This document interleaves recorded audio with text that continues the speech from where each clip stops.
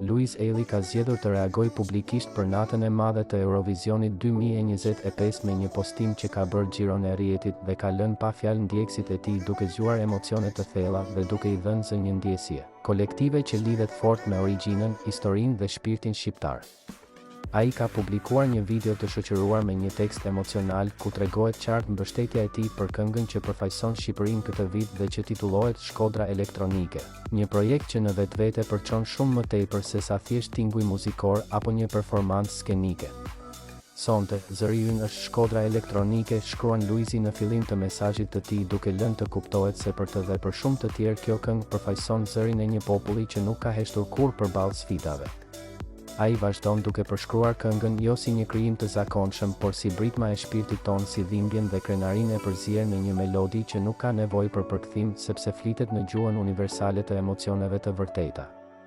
Teksti shoqërues është një thirrje për ndërgjegjësim dhe një përqafim i fuqishëm ndaj rrënjeve që na bëjnë ata që jemi. Luizi përmend zemrën shqiptare që rri e pathyeshme në çdo stuhi dhe që nuk trembet as nga heshtja as nga harresa. Me fjalë të forta por të ndjera ai përshkruan se si kjo këngë është një rikujtim për Shkodrën që nuk përkulet dhe që ngrihet gjithmonë për të kujtuar kush është. Në një tjetër pjesë të tekstit ai bën thirrje për të votuar Shkodrën Elektronike, jo vetëm për të fituar një pikë më shumë, por për të treguar se ne shqiptarët nuk kemi harruar kurrë kush jemi. Mesazhi është i qartë, është krenaria për origjinën, për kulturën, për artin dhe për qytetin e Shkodrës që përmes kësaj këngë bëhet simbol i një zëri që nuk hesht por ngrihet më i fortë se kurrë.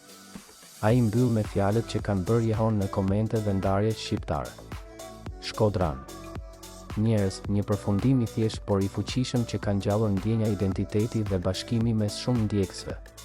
Ky postim i Luizit është konsideruar si një nga më të ndjerët e tij pasi nuk është vetëm mbështetje për një festival apo një performancë, por një thirrje për ta kujtuar vetveten për të mos u larguar nga thelbi i asaj që jemi dhe për të ngritur zërin. Sa herë që kemi mundësi për t'u bërë bashkë në emër të vlerave dhe dashurisë për vendin.